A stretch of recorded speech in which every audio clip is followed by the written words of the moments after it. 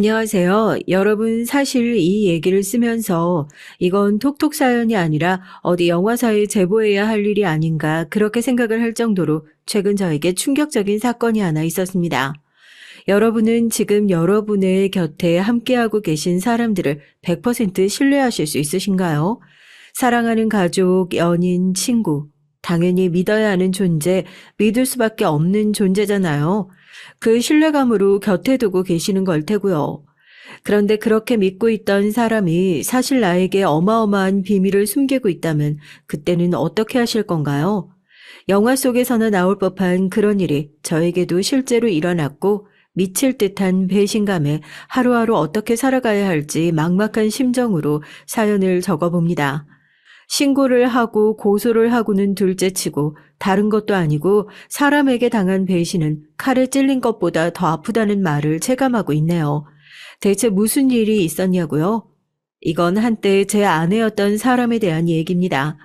사실 제 결혼은 이번이 처음이 아니에요. 전 어렸을 때부터 쭉 골프를 배워왔었고 지금도 골프를 업으로 삼고 있는 사람인데요. 아주 어렸을 때부터 뉴질랜드, 호주 등 해외로 나가 유학을 하면서 골프를 배우고 있었습니다. 처음 결혼했던 아내는 유학 시절부터 장기간 연애를 하고 제가 먼저 한국으로 돌아오는 바람에 몇 년 동안 장기 커플이 되기도 했었는데요. 도저히 이렇게 떨어져서는 못 살겠다 싶어서 둘 다 어린 나이임에도 불구하고 제가 먼저 프로포즈를 해서 결혼을 하게 됐어요. 어린 나이에 결혼을 하니까 신혼이라는 느낌보다는 연애를 한다는 느낌이 강해서 오히려 더 좋더라고요. 워낙 말도 잘 통했고 골프라는 공통 분모가 확실하게 있으니까 부부의 느낌보다는 세상에서 나를 제일 잘 알고 제일 잘 이해하는 사람, 인생의 동반자라는 느낌이 강했었죠.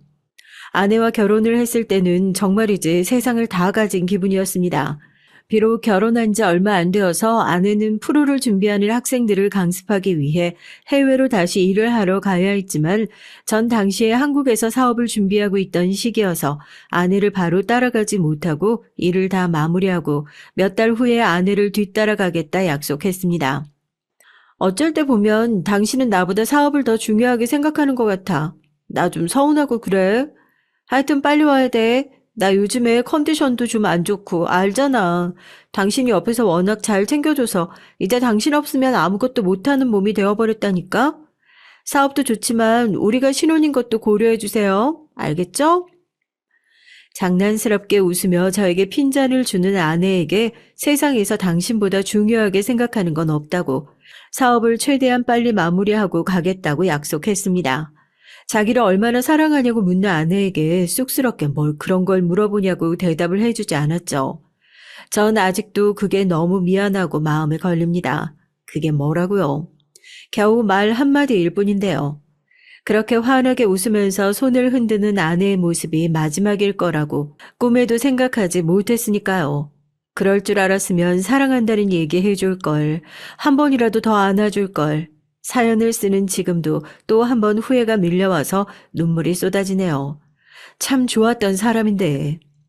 사고였습니다. 공항에서 내리자마자 음주운전 차량과 마주친 것이 하필이면 제 아내였대요. 병원에서 온 전화로 소식을 전해 듣는데 믿기지가 않아서 헛웃음이 나오더라고요. 불과 48시간 전까지만 하더라도 저랑 그렇게 장난을 치면서 웃고 있던 아내가 갑자기 사고라니요. 아내의 뱃속에는 6주 된 아이가 발견됐답니다. 그 소식을 전해 듣는데 제가 어땠겠어요. 정말 죽고 싶더라고요. 아내의 시신을 인도받아 한국에서 장례를 치렀습니다. 사람이 너무 힘든 일을 겪고 나니까 정상적인 사고가 불가능하더라고요. 가족들은 저에게 병원에 입원할 것을 제안했어요. 그때 저는 누가 봐도 제정신이 아니었거든요. 밤마다 술에 절어서 술만 마시면 저 방에서 아내가 금방이라도 웃으며 나올 것 같고 눈을 감으면 아내 뱃속에 있었던 우리를 꼭 닮은 아이가 걸어 나오는 것 같아 괴로워 돌아버릴 것만 같았습니다. 자기 전에는 항상 문을 잠그고 잤어요. 술김에 바깥으로 뛰쳐나가서 달리는 차에다가 몸을 던지기라도 할까 봐요. 그렇게 1년 가까이를 거의 폐인같이 살았습니다. 그러면서 가족들 마음에도 대못 많이 박았죠. 너 언제까지 그러고 살 거냐고, 산 사람은 살아야 하지 않겠냐고 그러는데 전 그 말이 왜 그렇게 폭력적으로 느껴졌는지 모르겠어요. 산 사람은 살아야 한다. 이것처럼 무서운 말이 있을까요? 전 아직도 아내의 죽음을 제대로 받아들이지 못했는데 존재조차 알지 못했던 아내 뱃속에 있던 아이의 죽음도 받아들이지 못했는데 저보고 둘의 목까지 살아내야 한답니다. 감당할 자신이 없었어요. 그렇게 시간은 속절없이 흘러갔습니다. 준비하고 있던 사업도 모두 멈췄어요. 그 정신에서 무슨 사업을 하겠습니까? 제가 오랜 골퍼 생활을 하면서 당시에 건물을 올리고 스크린 골프장을 준비하고 있었죠.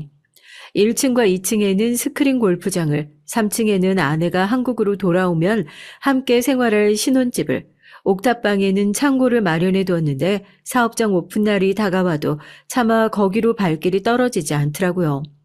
가게를 꾸미면서 하나하나 아내 손이 안 간 곳이 없는데 그곳에서 이제 저 혼자 지내야 한다고 생각하니까 앞에 서기만 해도 눈물이 쏟아지는 거예요. 그렇게 감당되지 않는 커다란 슬픔 속에 잠겨 생활했습니다. 그냥 살았어요. 살아낸 것도 아니고 죽지 못해 살았던 것 같습니다. 제 마음이 완벽하게 회복되지 않았지만 그래도 병원을 다니고 약을 먹으면서 어느 정도 일상생활이 가능한 정도로 회복되기까지는 거의 3년이란 세월이 흘렀죠. 그동안 정말 허송세월을 보냈어요. 기쁨도 슬픔도 외로움도 느낄 수 없는 사람이 됐습니다. 보는 사람마다 저를 안쓰러운 눈빛으로 바라보면서 어떤 위로의 말도 건네지 못했어요. 어지간한 슬픔에야 위로도 하는 거지 저에게 위로를 하기에는 제가 너무 공허해 보였나 봐요. 그래도 누군가의 말대로 살아내야 했으니까요. 그날이 아내가 기일이 일주일 남았을 때인가 그랬을 거예요. 이제서야 겨우 정상적인 삶으로 돌아와서 가게 오픈 준비를 막 하고 있었고 제가 아내의 유고를 안치한 납골당에 다녀왔었거든요. 세월이 흘러간 것도 모르고 사진 속에서 환하게 웃고 있는 아내를 쓰다듬으며 이런저런 얘기를 했어요. 당신이 없이 살려니까 너무도 힘들다고요. 그래도 나 이렇게 잘 해냈다고요. 앞으로 어떻게 살아야 할지 정말 모르겠는데 당신이 꿈에서라도 나와서 나한테 좀 알려주면 안 되겠냐고요. 어린아이처럼 그 앞에서 엉엉 울고 집으로 돌아가서 잠에 들었는데 사고 이후로 꿈에 한 번도 나오지 않았던 아내가 나오더라고요. 아내를 보자마자 눈물이 막 쏟아졌죠. 왜 한 번도 안 나왔었냐고. 나 안 보고 싶었냐고. 난 당신이 없으니까 너무 힘들다고 푸념 아닌 푸념을 막 늘어놓는데 아내가 천천히 저에게로 다가와서 말없이 저를 꽉 안아주더라고요. 그게 저한테는 이제 제발 내 죽음에서 벗어나서 당신의 인생을 살라는 아내의 어떤 메시지처럼 느껴졌어요. 아내를 만나면 하고 싶었던 말이 너무나도 많았는데 막상 꿈에서 아내 얼굴을 보고 나니까 그 어떤 말도 떠오르지 않더라고요. 그렇게 울다가 잠에서 깼어요. 참 신기한 게요. 그날 그렇게 아내 꿈을 꾸고 나니까 이상하게 마음이 가벼워진 기분이더라고요.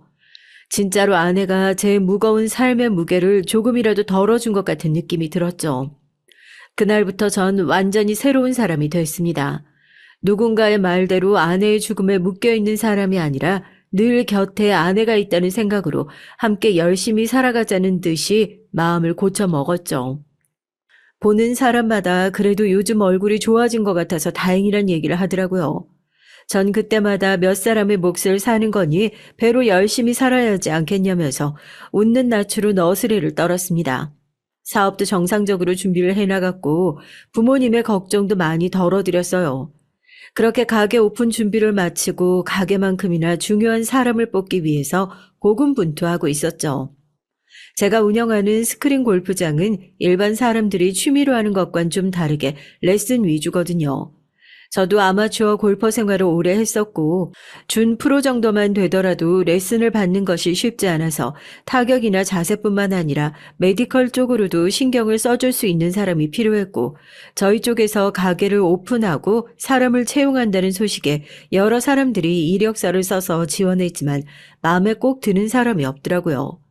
경력은 화려한데 말주변이 없거나 가르치는 능력이 좀 부족해 보이는 사람이거나 아니면 겉만 번지르르하게 말만 잘하고 실력은 영 떨어지는 사람들 뿐이었죠. 몇몇 코치들은 구해놓은 상태였지만 부상의 위험과 직결되는 의료 관련 티칭 프로는 여전히 구하지 못한 상태여서 지금의 아내가 이력서를 제출하러 왔어요.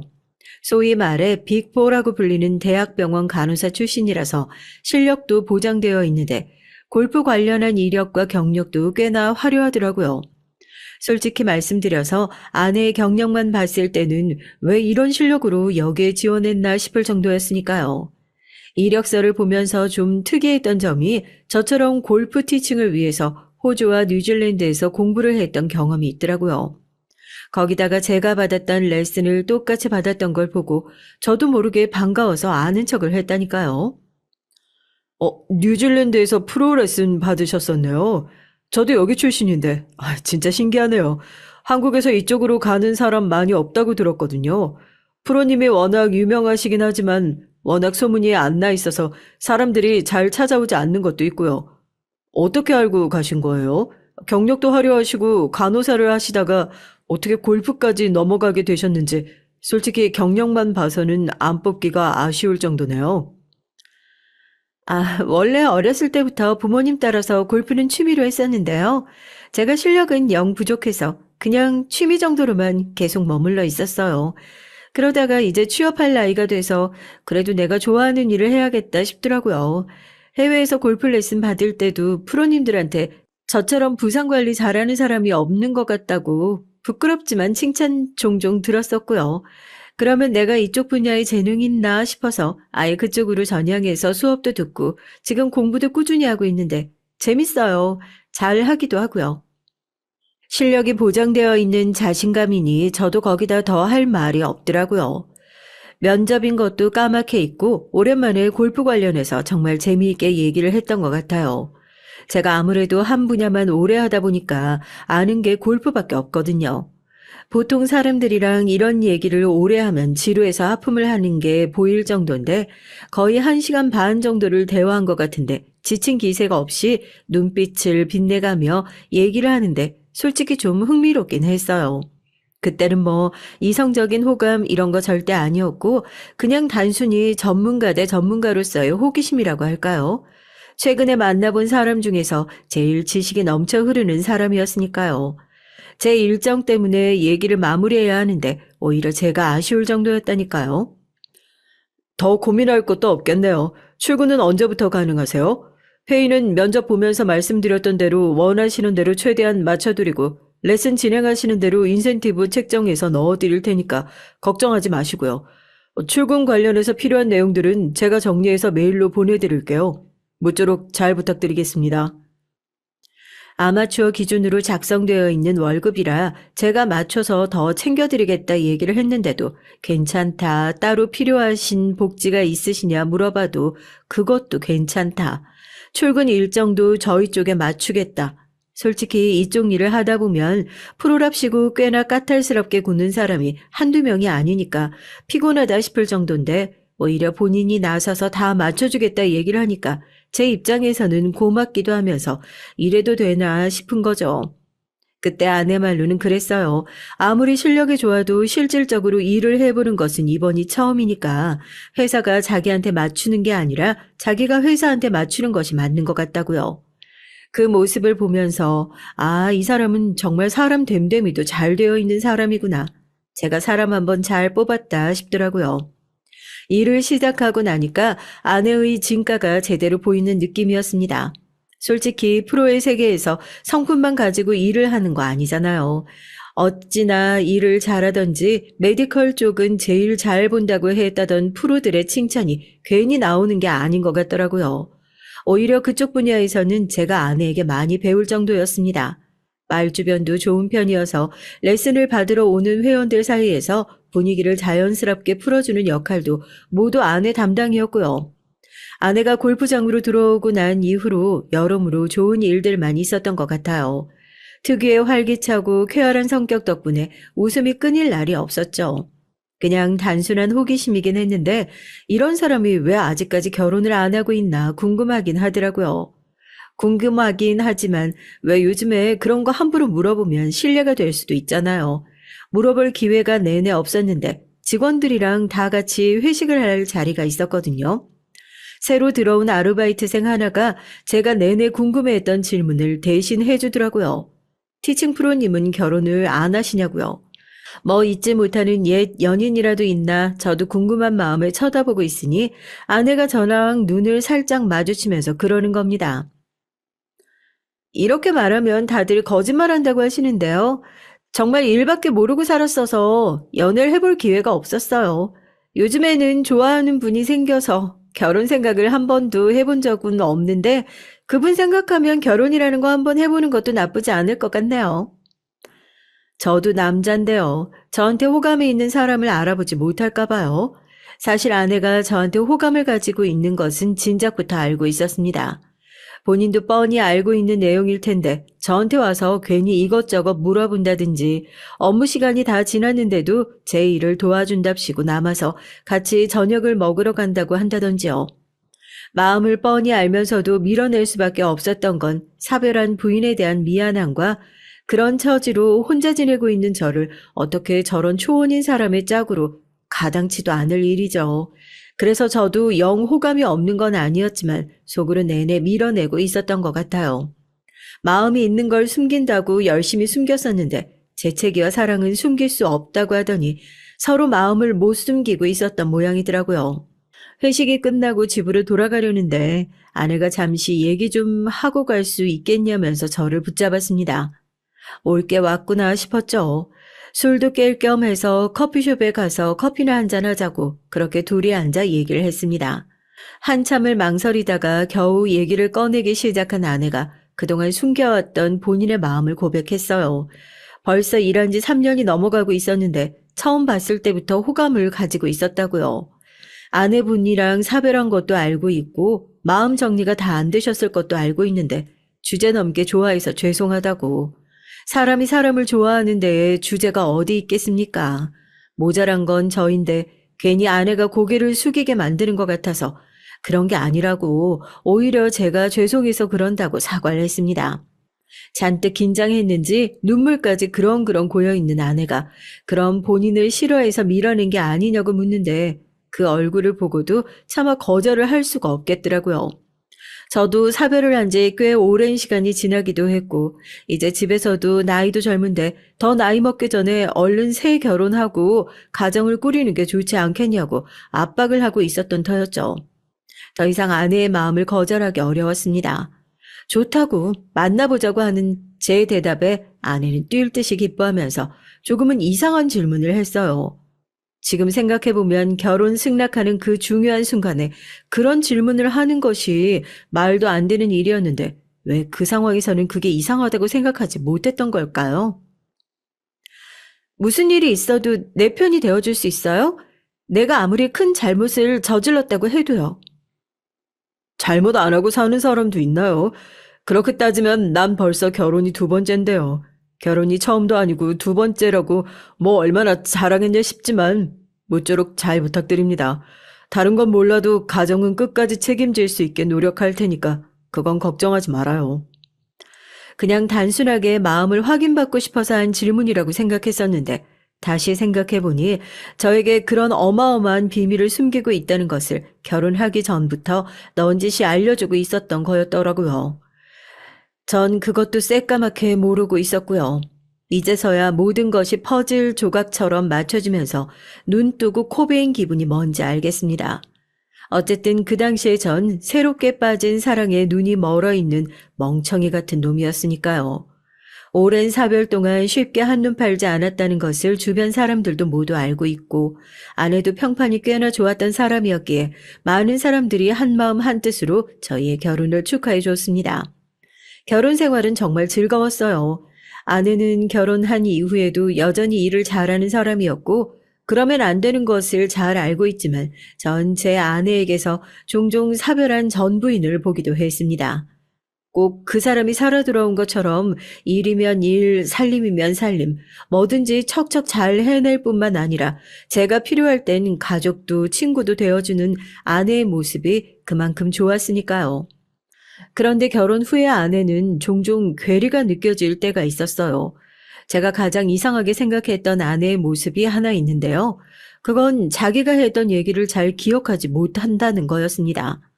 아내가 정말 기억력이 좋은 편이에요. 기억력이 안 좋았으면 오히려 제가 더 안 좋았지. 어디 마트를 가서 장을 보고 가고 해도 전 주차를 어디다 해놨는지 사진을 찍어두지 않으면 몇 층이나 되는 주차장을 빙빙 돌면서 차키를 눌러보고 찾기 일쑤였거든요.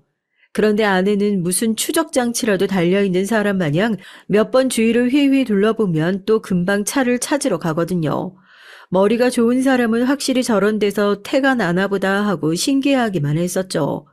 그런데 그렇게 기억력이 좋고 머리가 좋은 아내도 가끔 이해하지 못할 행동들을 하곤 했습니다. 예를 들어서 아주 당연스럽게 알고 있어야 하는 내용들을 까먹는다거나 하는 건망증이요. 아, 마침 당신 잘 왔어. 저 이분이 이번에 뉴질랜드로 연수를 가신다고 하더라고. 코스 다 기억하고 있지? 가기 전에 레슨하면서 코스 한번 짚어줘. 미리 감 좀 익히신다고 하니까. 저랑 아내랑 교육 동기라고 말씀드렸죠. 뉴질랜드 같은 곳에서 연수를 받았다고요. 한국인들이 워낙 많이 가지 않는 곳이라서 레슨을 받으러 오신 프로님께서 이것저것 궁금한 게 많다고 하셔서 제가 아내에게 설명을 들으셔도 좋을 것 같다고 얘기를 했습니다. 그렇게 안내를 해줬는데 아내가 화들짝 놀라면서 코스를 설명해 주는데 제가 기억하고 있는 곳과는 전혀 다른 느낌이더라고요. 설명을 들으시던 프로님도 뭔가 이상하셨는지 거기 국내 코스 아니냐, 거기 말고 뉴질랜드 코스를 설명해 달라 하는데 아내가 전혀 기억이 안 난다고 하더라고요. 제가 왜 이걸 이상하다고 생각했냐면 거기서 티칭을 받은 사람이라면 절대 까먹을 수가 없는 특징적인 모습들이 있거든요. 예를 들면 벙커의 위치라든가 이런 것들이요. 평소에도 워낙 기억력이 좋은 아내인데 그게 기억이 안 난다고 하니까 저로선 너무 의아하더라고요. 머쓱해하는 아내가 자기도 이제 나이가 들었나 보다고 요즘 들어 이런 사소하고 당연한 걸 깜빡깜빡 한다고 그러는데 제가 화를 내겠어요. 뭘 하겠어요. 그것 말고도 한국에는 친구가 거의 없다고 했었는데 뭐 옛날 친구가 몸이 안 좋아서 병문안을 가봐야 한다고 주말에 종종 자리를 비운다던가 해서 당신 한국에는 친구가 거의 없다고 그러지 않았냐고 물어보면 친구가 아니라 직장 동료인데 잘못 얘기한 거라나요? 어딘가 이상하다는 생각은 했지만 사람이면 실수할 수도 있는 거고 당연스러운 것도 깜빡할 수 있는 거다. 그렇게 생각하고 말았었죠. 그런데 그런 아내의 행동들을 그냥 허투루 넘어갈 것이 아니었습니다. 그런 행동들이 모여서 결국 이렇게 큰 부메랑이 돌아오게 되었으니까요. 문제가 시작되었던 건 저희 옥탑방에 새를 놔주기 시작하면서부터였어요. 제가 사연을 시작하면서 제가 가지고 있는 건물에 대해서 잠깐 얘기를 해드렸었죠. 1층과 2층은 스크린 골프장으로 이용을 하고 있고 3층은 저희 부부가 생활하는 공간으로 사용을 하고 있고 옥탑이 하나 있는데 여기는 손님들의 휴게 공간으로 이용을 하기도 하고 회원들이 다 같이 모여서 파티를 하기도 하고 골프장에 필요한 물건들을 적치해 놓는 용도로 사용하고 있었거든요. 옥탑이지만 방음도 잘 되고 누수도 없고 위치가 괜찮아서 그렇게 덥거나 춥거나 하지 않아가지고 사실 그렇게만 사용하기엔 조금 아까운 감이 있긴 했어요. 뻔히 있는 공간인데 이 땅을 놀리는 것도 아깝기도 하고 그래서 세를 내줄까 고민을 하고 있었거든요. 사실 제가 이 공간을 세를 내줘야겠다 생각했던 것도 저희 아내 때문이었어요. 여보, 옥상에 있는 그 옥탑 말이에요. 그냥 그렇게 놔두기에 너무 아깝지 않아요? 사실 지금 회원님들이 가끔 올라와서 파티도 하고 그러시긴 하지만 솔직히 요즘 없는 집도 사서 임대를 놓는다는 마당에 우리도 그냥 저 집 마냥 놀리지만 말고 임대 놔주는 게 어때요? 마침 임대 놓는다고 하면 들어오고 싶어라 하는 사람도 있고 해서요. 누구냐고 물어보니까 해외에서 유학할 때 도움을 많이 받았던 지인이랍니다. 다른 사람도 아니고 아내가 도움을 많이 받았던 분이라는데 마냥 모른 척을 하기 그래서 좀 더 생각을 해보겠다고 했죠. 그 사이에 아내가 저를 얼마나 설득했는지 모르겠어요. 월세도 꼬박꼬박 낸다고 하고 그 집 아들이 가벼운 자폐가 있어서 어디 가서 집을 구하기도 힘들다는데 우리가 좀 도와주자고요. 결혼을 한 이후로 아내는 저한테 뭘 사달라고 졸랐던 적도 없었고 저한테 뭘 해달라는 부탁을 한 번 한 적이 없었는데 이번엔 좀 달랐습니다.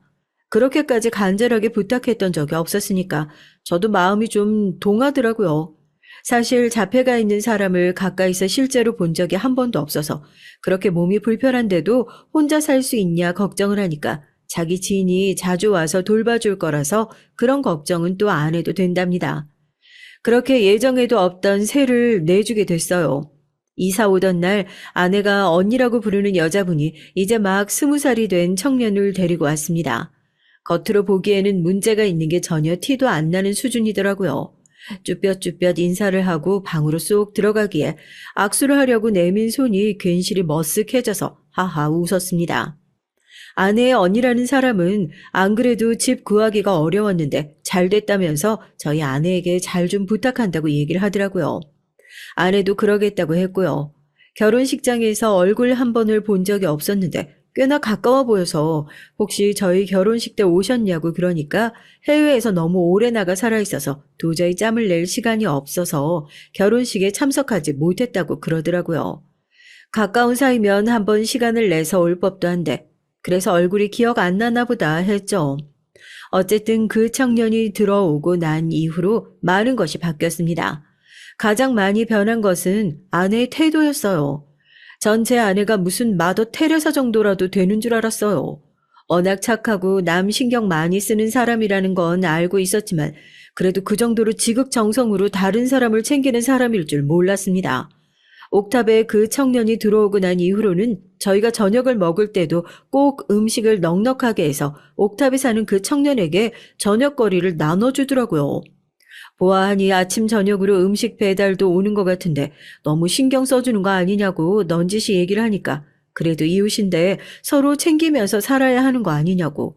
안 그래도 언니가 신경 좀 잘 써달라고 부탁한 거라서 자기가 신경을 써주는 거지 별 뜻은 없답니다. 별 뜻이 없다는 사람이 하는 행동치고는 조금 과하긴 했어요. 음식은 물론이고 후식 과일까지 제 눈에는 말 그대로 날라다 바치는 느낌이라고 해야 할까요? 제가 이렇게까지 얘기를 하기 시작했다는 건 아내의 행동이 슬슬 거슬려 보이기 시작했다는 거겠죠. 아무리 몸이 불편하다고 하더라도 남자 혼자서 사는 집인데요. 그렇게 집에 아내가 왔다 갔다 하는 게 썩 좋아 보이지 않았어요. 불편한 마음에 아내를 불러 앉혀놓고 아무리 그래도 이건 좀 아니지 않냐. 옥탑에 그 청년이 살고 있긴 하지만 그 앞쪽 공간은 우리 회원들도 이용하고 있는 공간이다. 당신이 거기 들락거리는 거 회원들이 봐봤자 좋은 소리 안 나온다. 아무리 좋은 뜻으로 하더라도 괜히 오해 사고 사람들 입에서 안 좋은 소리 나올 만한 행동은 하지 않아줬으면 좋겠다 얘기를 했죠. 결혼을 한 이후로 아내한테 그렇게 단호하게 얘기해봤던 건 그때가 처음이었던 것 같아요. 아내는 당신이 거슬렸을 줄 몰랐다면서 앞으로는 최대한 주의하겠다고 하더라고요. 하지만 주의를 하겠다는 게 아무래도 최대한 찾아가지 않겠다는 뜻이 아니라 최대한 저한테 안 들키고 찾아가겠다는 뜻이었나 봅니다. 결국 남을 통해서 아내가 그 집에 아직까지 들락거리고 있다는 얘기를 듣게 되어 폭발하게 됐거든요. 아니 근데 그 옥탑에 왜 젊은 청년 하나 살잖아요. 몸 불편한. 그쵸? 아유, 혹시 사모님 가족인가 해서요. 저번에 보니까 옥탑에서 사모님 빨래 개는 걸 도와주시는 것 같던데. 워낙 성품이 착한 분이어서 어려운 사람 못 지나치시고 도와주시나 보다 싶긴 했는데 저나 그렇게 생각하죠. 아니 다른 사람들 보면 아시잖아요. 여기 사람들 얼마나 남 얘기하는 거 좋아하는지. 무슨 말씀인지 아시죠, 원장님? 제가 그렇게 주의를 줬는데도 결국 그새를 못 참고 그 집에 올라가서 빨래 개는 걸 도와주고 있다가 회원한테 들킨 모양이더라고요. 그러니까 제가 얼마나 화가 났겠어요. 이쯤 되니까 그냥 크게 화를 내지 않으니 저를 무시하는 건가 싶기까지 하더라고요. 그것뿐만인 줄 아세요? 그 레슨 받는 회원이 저한테 조심스럽게 얘기를 꺼내기 시작하니까 주변에 수업을 듣고 있던 다른 회원님들도 저한테 하나 둘씩 얘기를 털어놓기 시작하는 겁니다. 사실 자기도 저번에 봤는데 뭐 한약 같은 것을 사다 주시는 것 같더라. 지난번에 이 앞에 마트에서 장을 받아주시는 걸 봤다면서요. 전에 듣는 얘기마다 한결같이 기가 막히고 어이가 없는 것들이라서 한숨이 나오더라고요. 이미 회원들을 누는 너 사별까지 해놓고도 새롭게 얻은 마누라 이번엔 장애 가진 젊은 남자랑 바람이라도 난 거 아니냐라고 묻고 싶은 눈빛이에요. 머리 꼭대기까지 화가 끓어올랐지만 그래도 제 화 때문에 아내를 욕보이게 할 수는 없어서 궁금증이 가득한 눈으로 쳐다보는 회원들에게 대충 아내의 먼 친척 동생이라 아내가 그렇게 돌봐주고 있다고 둘러댔습니다. 그제서야 사람들이 아 하면서 뿔뿔이 흩어지더라고요. 수업을 마치고 집으로 돌아갔는데 아내가 안 보이길래 직감적으로 또 거기에 올라가 있겠구나 하는 확신이 왔어요. 골프장에서의 일도 있고 잔뜩 화가 나서 옥탑으로 올라갔는데 뭐가 그렇게 즐거운지 둘이 하하호호 웃으면서 평상에 앉아서 수박을 나누어 먹고 있더라고요. 발소리가 들려서 돌아보더니 저랑 눈이 마주치고는 깜짝 놀라 먹던 수박을 내려놓고 황급히 앞치마에 손을 닦고 아내가 자리에서 일어났습니다. 제가 말없이 다시 집으로 내려가 버리니 놀라서 황급히 저를 따라오더라고요. 제 팔을 붙잡는 아내의 팔을 세게 뿌리쳤어요. 정말 한심한 생각이지만 그 모습을 보고 순간적으로 회원들이 했던 얘기가 사실이 아닐까 걱정이 되더라고요. 그러니까 아내가 바람이 난 게 아닐까 하는요. 그런 생각을 하고 있는 저도 한심하고 그런 오해를 하게끔 상황을 만든 아내에게도 화가 나고 그래서 벌컥 화를 냈습니다. 당신은 내가 만만한 거야? 그래서 그래? 내가 지금 골프장에서 회원들한테 무슨 얘기를 듣고 왔는지 당신이 알기나 해? 사람들이 그러더라. 당신 옥탑에 사는 남자랑 바람난 거 아니냐고. 내가 지금 그런 얘기나 듣고 있어야겠니? 당신 지인이라길래 생각해서 내준 집인데. 아무래도 안 되겠어. 당신이 그 언니가 뭔가 하는 사람 신경 쓴다고 저 청년한테 살갑게 대해주는 꼴 때문에 지금 우리 집안 얼굴에 먹칠하게 생겼다고. 그 가격이면 다른 좋은 곳 얼마든지 알아볼 수 있으니까 그 언니라는 사람한테 당장 전화해. 빠른 시일 내로 다른 집 알아보라고. 앞으로 새는 못 내줄 것 같다고. 얼른. 뭐하고 서 있어? 제가 단호하게 화를 내니까 아내는 깜짝 놀라더라고요. 절대 그런 게 아니라고, 그런 오해하지 말라고 저를 붙들어 말리더라고요. 제가 아내에게 그랬어요. 아무리 내가 당신을 믿고 오해가 아니라고 생각해도 주변 사람들의 시선은 그렇지가 않다고요. 젊은 남자랑 나이 있는 여자가 붙어 있으면 그것도 내가 일하는 곳에서 그렇게 붙어 다니면 사람들은 어떤 식으로든 말을 만들어내고 깎아내려고 할 거라고요. 그래서 몇 번이나 경고를 해줬는데 무시한 건 당신이라고 지금 바로 제가 보는 앞에서 그 언니라는 사람한테 전화를 하라고 했습니다. 그리고 이어지는 아내의 행동에 전 깜짝 놀라고 말았어요. 대답을 하지 않고 그렇다고 전화도 하지 못하고 자리에 서서 뚝뚝 울던 아내가 갑자기 제 앞에 무릎을 꿇는 것이 아니겠어요? 미안해요. 요즘 임신도 잘 안 되고 너무 힘들어서. 우리한테도 아이가 생겼으면, 아이가 있었으면 참 좋았을 텐데 그런 생각이 드니까 더 정이 가고 챙겨준다는 게 내가 너무 과했나 봐요. 당신을 무시하려는 생각도 아니었는데 지금 이 나이에 자연 임신하려는 것 자체가 집착인 것도 알고 말도 안 되는 일인 줄 알면서도 내가 잘 포기가 안 되나 봐요. 미안해요, 정말. 앞으로 다시는 저 위에 찾아가는 일 없을 테니까 다른 곳으로 가라는 얘기는 취소해주면 안 될까요? 언니한테 들어보니까 다른 집도 몇 번 알아봤는데 아무래도 자폐가 있다 보니까 보통 사람들처럼 집을 구하는 것도 너무 힘들다고 하고 우리가 내치면 어디 가서 또 이만한 데를 찾겠어요. 내가 더 조심할게요. 괜히 나 때문에 피해보는 것 같아 미안해서 그래요. 아무래도 나이가 있는 상태에서 결혼을 하다 보니 임신이 쉽지 않았거든요. 그 얘기를 들으니까 아내가 어떤 마음으로 저 청년을 챙겼는지 알 것 같아서 저도 덩달아 마음이 덜컥 내려앉더라고요. 우리한테 아이가 있었으면 어땠을까 하는 마음으로 그랬다면서 펑펑 우는데 무릎을 꿇고 있는 아내를 얼른 일으켜 세우고 내가 생각이 너무 짧았다고 그렇게 심하게 말하는 게 아니었다면서 먼저 사과를 했습니다. 아내도 쉽게 마음이 진정되지 않았는지 제 품에 안겨서 한참을 더 울었고요. 그 뒤로 딱 얘기를 하고 정리를 했죠. 챙겨주는 건 좋다. 대신에 사람들이 보면 괜히 오해할 수 있으니 나랑 같이 가거나 사람들이 많이 돌아다니지 않는 시기에 갔으면 좋겠다고요. 그리고 나서 정말 아내랑 같이 옥탑방에 올라가서 청년이랑 같이 종종 밥을 먹기도 했어요. 자폐가 있어서 말을 좀 어눌하게 하고 시선을 잘 맞추지 못하지만 딱 봐도 선한 느낌이 들더라고요. 아내한테도 생각보다 괜찮은 청년인 것 같다고, 우리 가게에서 간단한 청소 일이라도 할 수 있는 일이 있으면 찾아봐 주겠다고 얘기를 했고, 아내는 제 생각이 너무 깊은 것 같다고 덩달아 고마워했고요. 그런데 얼마 후에 저희에게 벌어진 끔찍한 사고를 통해 제가 얼마나 부질없고 호구 같은 짓을 했는지, 또 아내가 저의 그런 호의를 얼마나 말도 안 되는 배신으로 받아쳤는지 알게 돼서 아직까지 치가 떨리고 있어요. 얼마 전 저희 건물에서 화재 사고가 났던 적이 있어요. 옥탑에 있는 공간을 그 청년 혼자 사용하는 게 아니잖아요. 그 앞쪽으로 저희 회원들이 종종 만나서 얘기도 하고 파티도 하는 커뮤니티 공간으로 활용하고 있거든요. 그날도 그렇게 커뮤니티를 진행하고 나서 누군가 배선 정리를 제대로 해놓지 않은 모양이더라고요. 이게 아무래도 선을 오래 꽂아놓다 보면 옥상에는 전압이 낮다 보니까 여러 개를 꽂아놓은 선에서 과하게 전류가 흘러들어가고 거기서 아마 불꽃이 튄 모양이에요.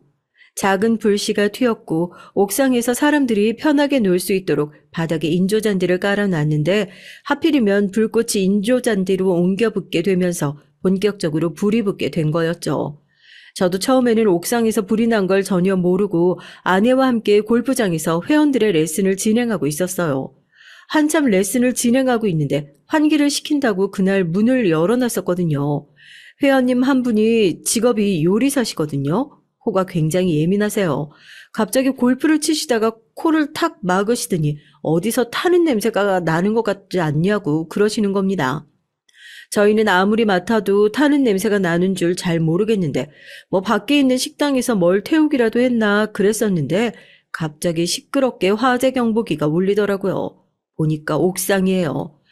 혹시 몰라 회원분들을 일단 황급히 대피시켰죠. 제가 회원들은 차근차근 대피시키고 있을 동안 저희 아내는 비명을 지르면서 옥상으로 뛰어 올라가더라고요. 처음엔 혹시라도 집에 불이 옮겨 붙을까봐 집으로 뛰어 올라가는 줄 알았는데 소방서에 신고를 하고 회원들을 다 대피시키고 옥상에 올라가니까 울면서 저한테 문이 안 열린다고 문 좀 열어달라고 손이 새빨개져서는 옥상 문을 잡아당기고 있더라고요. 다행히 화재가 크진 않았는데 옥상 구석에서 연기가 막 피어오르고 있었고 아내는 문이 열리자마자 불에 댄 것처럼 황급히 뛰어서 청년이 살고 있는 옥탑의 문을 주먹으로 막 두드렸습니다. 성훈아, 성훈아 너 안에 있어? 성훈아 문 좀 열어봐. 성훈아 안 들려? 너무나도 친근하게 청년의 이름을 부르는 아내의 모습이 순간 낯설게 느껴졌지만 그때는 그런 것부터 생각하기 전에 사람부터 빨리 구해야 한다는 생각이 더 앞섰습니다. 혹시라도 창문으로 흘러 들어간 연기에 청년이 잘못됐을까봐 저도 걱정이 이만저만이 아니었고 아내도 옆에서 발을 동동 구르면서 대답이 없다고 어디 잘못된 거 아니냐고 펑펑 울더라고요. 별일 없을 거라고 소방관이 올 때까지 기다릴 수 없으니까 제가 주변에 보이는 벽돌을 가지고 문고리를 힘껏 내리쳐서 문을 열었죠. 문이 열리니까 아무래도 집안에 연기가 좀 흘러들어간 것 같더라고요. 연기가 빠져나오면서 아내가 마구 뛰어들어갔습니다. 뒤이어 저도 그 안을 따라 들어가 보니까 청년이 거실 한복판에 쓰러져 있더라고요. 아내가 펑펑 울면서 잘못된 거 아니냐고 빨리 병원에 데려가야 할 것 같다고. 그래서 아내의 부축을 받아 청년을 들쳐업고 차로 실어 병원으로 달려갔습니다. 다행히 잘못된 건 아니었는지 차를 타고 가는 도중에 중간중간 정신이 돌아오는 것 같더라고요. 저도 운전을 하면서 계속 뒤를 돌아보면서 조금만 기다리라고, 조금만 더 정신 차리라고, 정신을 놓더라도 병원에 가서 정신을 놔야 한다고 계속 말을 걸어가면서 운전을 했고 근처에 있는 대학병원 응급실로 달려가서 청년을 부축하며 차에서 내렸습니다. 병원에 도착하자마자 긴장이 풀렸는지 청년은 또다시 정신을 놓아버렸고 아내는 너무 놀라 기절하기 직전이더라고요. 저런 광경을 눈앞에서 보면 담이 약한 아내가 놀라기도 하겠구나 싶어서 아내를 달래면서 별일 없을 거라고 침상을 따라 들어갔습니다. 청년은 침상에 누워 힘없이 병원 안으로 실려 들어갔고 의사 선생님은 눈동자에 불을 비춰보면서 청년을 흔들어 깨우셨어요. 겨우겨우 눈꺼풀을 들어 올리더라고요. 의사 선생님은 두 분이 보호자냐고 물어보시고요. 제 아내에게 얼른 얘기를 했어요. 언니라는 분에게 빨리 전화해서 병원으로 오라고 하시라고요. 한시가 긴박한 상황인데 아내가 뭔가 우물쭈물 하는 겁니다. 그 언니가 사실 이 청년의 보호자가 아니라면서 그 언니를 부를 수는 없다고 그래요. 의사 선생님도 지금 당장 수술을 해야 할지도 모르는 상황인데 보호자를 알고 계시는 게 맞냐면서 이번에는 침대에 누워있는 청년을 다시 흔들어 깨우시더라고요. 선생님, 제 말씀 들리세요? 눈 좀 떠보세요. 제 말씀 들리죠? 선생님 성함 한번 말씀해 보세요. 자, 선생님 성함 김성훈이요. 맞으시죠? 아, 네, 잘하셨습니다.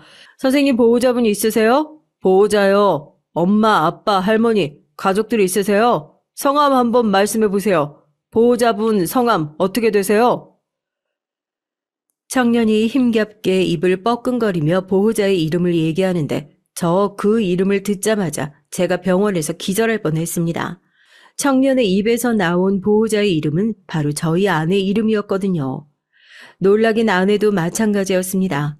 자폐가 있는 친구니 실수로 그동안 본인을 돌봐줬던 친한 사람의 이름을 엄마 이름으로 얘기하는 것 같다고 의사 선생님에게 설명을 드리니까 의사 선생님이 이분은 보호자가 아니시지 않냐, 다시 한번 보호자 성함 말씀해달라고 얘기를 하시더라고요. 누워있던 청년이 다시 한번 이름을 말하며 이번엔 손을 올려 손가락으로 저희 아내를 가리켰습니다. 거의 확인 사살이나 다름없었죠. 순간 이 청년이 아프다는 사실도 잊어버린 채 너무 화가 나서 누워있는 청년에게 다가가 지금 이게 뭐하는 장난질이냐고 따져 물었습니다. 청년은 입을 뻐끔거리면서 아프다고 얘기를 하고 의사 선생님도 저를 뜯어 말리면서 병원에서 이러시면 안 된다고 말리셨어요. 그렇게 병원이 아수라장이 되려고 할 때 갑자기 옆에서 아내가 그만하라고 소리를 지르더라고요.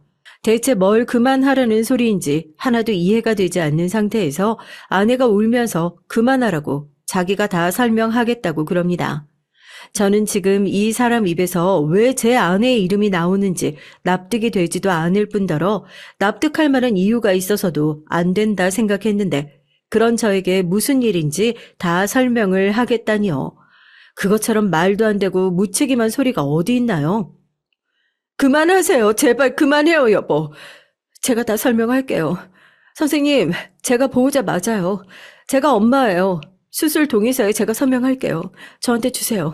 제가 이 애 엄마예요. 기가 막혔습니다. 의사와 간호사도 저희를 번갈아 쳐다보면서 대체 이게 무슨 상황인지 멍한 표정이더라고요. 저도 이해가 안 되는데 듣는 사람들이라고 어디 이해가 되겠어요? 저는 우악스럽게 아내의 손을 잡아 끌고 병원을 나왔습니다. 동의서에 사인을 한 아내도 이제 자포자기했다는 듯이 저에게 힘없이 끌려 나오더라고요. 제가 아내에게 고함을 쳤어요. 대체 이게 다 어떻게 된 일이냐고 설명을 해보라고요. 들어보니까 더 기가 막혀요. 자기가 저 잡혀 걸린 청년의 엄마가 맞답니다. 어렸을 때 실수로 질 나쁜 남자와 사귀었던 적이 있었는데 그때 사귄 아이를 지울 수가 없어서 낳아서 여태 길러왔다고요. 뉴질랜드며 미국이며 골프로 유학을 갔다는 것도 다 거짓말이고요. 본인은 그냥 아이를 지키고 싶었을 뿐이랍니다. 그럼 그 언니란 사람은 대체 누구냐고 물으니까 그 사람은 외국에서 사는 본인의 먼 친척이 맞다고 하더라고요.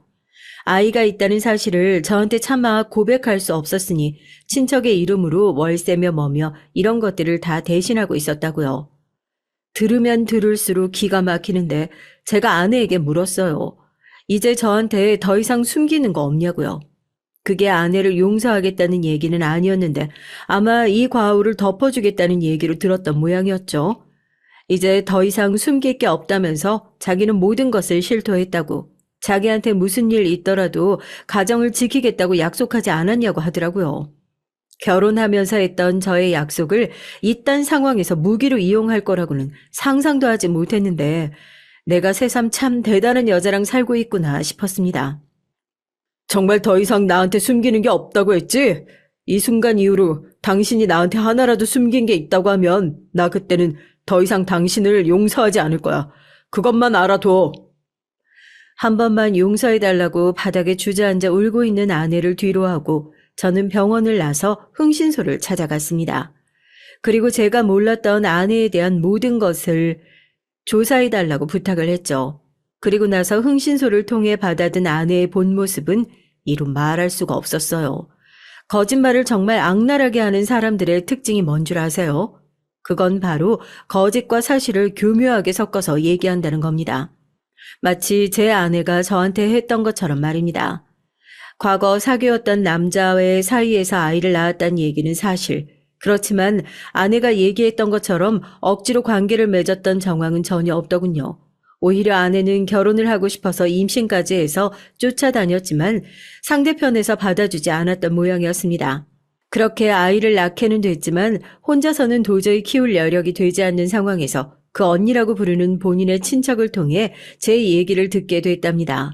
아마 그 친척이 해외에 나가 있으면서 골프 커뮤니티에서 제 얘기를 들었던 모양이에요. 돈은 꽤 많은 것 같은데 아내랑 사별하고 혼자 지내는 사람이라고요. 그 얘기를 들은 아내가 저를 제대로 꼬시면 자기도 자기 아들도 보호받으면서 살 수 있지 않을까 그런 생각을 하고 애초부터 저에게 계획적으로 접근했던 것이었습니다. 해외에서 골프 유학을 했다는 사실도 몽땅 거짓일 뿐만 아니라 제가 스크린 골프장을 개업하려는 소식까지 이미 알고 있는 상태에서 골프에 대해서 잘 알고 있는 저한테 접근이 가능하다는 것을 알고 있으니 이론이 빠삭한 사람처럼 일부러 꾸며내어 저에게 접근했던 것이더군요. 더 이상은 자연 임신이 불가능하다는 것도 이 아이를 낳기 이전에 아내의 잦은 임신과 낙태로 인한 결과라는 것을 듣게 됐는데 너무 기가 막혀서 그냥 웃음밖에 나오지 않더라고요. 전 흥신소에서 받은 자료를 그대로 들고 집으로 돌아갔습니다. 우습지도 않게 눈치 보는 척을 하는 아내의 뺨을 세차게 올려 붙였습니다. 뺨을 붙잡은 아내가 서로 묻어두고 용서하고 살기로 한 거 아니었냐며 되도 않는 소리를 짓거리더라고요. 뭘 용서하고 살까? 네가 몇 번이고 임신과 낙태를 반복해서 더 이상 애를 가질 수 없는 몸이 됐다는 거? 그 와중에 어쩔 수 없이 낳은 네 아들 지키고 싶어서 나한테 일부러 접근한 거? 뭘 용서하고 살았으면 좋겠는지 어디 한번 네가 네 입으로 얘기해봐. 너한테 최소한의 양심이라는 게 남아있다면 말이야. 흥신소에서 받은 자료들을 아내에게 내밀자 더 변명할 생각은 하지 않더군요. 저는 아내의 눈앞에서 그 자료들을 다 찢어버리고 이제 남은 연락은 변호사를 통해 할 테니까 네 아들이랑 당장 짐 싸서 내 눈에 띄지 않는 곳으로 꺼져버리라고 얘기를 했습니다. 아무런 변명도 하지 못하고 겨우 미안하다는 소리를 하고 그렇게 아내는 집을 나갔고 전 그날부터 지금까지 이혼 소송이 아닌 혼인 무효를 하기 위한 싸움을 계속하고 있는 중이에요. 법적으로 혼인이야 몇 번이고 되돌릴 수 있는 일이라고 하더라고요. 제 마음에 뿌리 깊게 남아있는 상처는 누가 되돌려줄 수 있을까 싶습니다. 여러분은 저처럼 믿었던 사람에게 배신당한 경험이 있으신가요? 이 괴로움을 어떻게 달래면 좋을지 현명한 조언 부탁드립니다. 안녕하세요. 저는 아주 평범한 생활을 하고 있는 40대 중반의 여성입니다. 요즘 들어서 밤마다 잠이 오지 않고 갑자기 몸에서 열이 확 나는 게 갱년기를 심하게 앓고 있어요. 게다가 제 주변에 일어나는 일들이 제 화를 더욱 돋구고 있거든요. 예전에는 착하고 순하다는 말을 많이 들었는데 저도 나이를 먹어가니 좀 드세지는 게 느껴지네요. 제 또래의 여성분들은 아마 고개를 끄덕이실 거라 생각됩니다. 이런 복잡한 제 머릿속을 더 돌아버리게 하는 사건이 최근 일어나서 여러분들에게 시원하게 고백을 하고 훨훨 자유로워지고 싶어서 이렇게 컴퓨터 앞에 앉게 됐어요. 여러분들은 가장 힐링이 되어야 할 집안이 매일 시끄럽고 싸움으로 가득하다면 어떤 기분이 드실 것 같으신가요? 누구나 원하는 로망이 있잖아요. 하루 종일 직장에서 시달리고 오면 집에서는 아무것도 안 하고 쉬기만 하면 얼마나 좋을까 하는 생각이요. 그 생각에는 남녀가 따로 없는 것 같아요. 제가 무슨 일을 겪어서 이렇게 서론을 길게 얘기하는지 여러분들 궁금하지 않으신가요? 지금부터 저의 조용한 일상을 확 뒤집어 놨던 열받아 뒷목 잡았던 사연을 들려드리겠습니다. 전 서울 토박이에요. 태어나서 회사에 들어가기 전까지는 수학여행 때만 빼고 다른 지방에 가본 적도 없거든요. 저의 외가 친척도 다 같이 서울에 있어서 전 어릴 때 시골에 가서 방학을 보냈다는 친구들이 그렇게 부러웠던 적이 있습니다. 계약하면 까무잡잡하게 타서는 곤충 채집을 했네, 시냇가에서 송사리 잡고 놀았다는 친구들의 자랑을 들으면 나는 왜 친가 외가가 다 서울인지 집에 가서 엄마한테 투덜거리곤 했죠. 그런 말을 들을 때마다 제 엄마는 저에게 해주신 말씀이 있어요. 그 말은 바로 이런 것이었습니다. 엄마, 우리 외할머니한테 시골로 이사 가시라고 하면 안 돼? 아님 동작동 친할머니한테 시골로 가시라고 하자. 어? 난 시골에서 여름방학 보내고 싶단 말이야.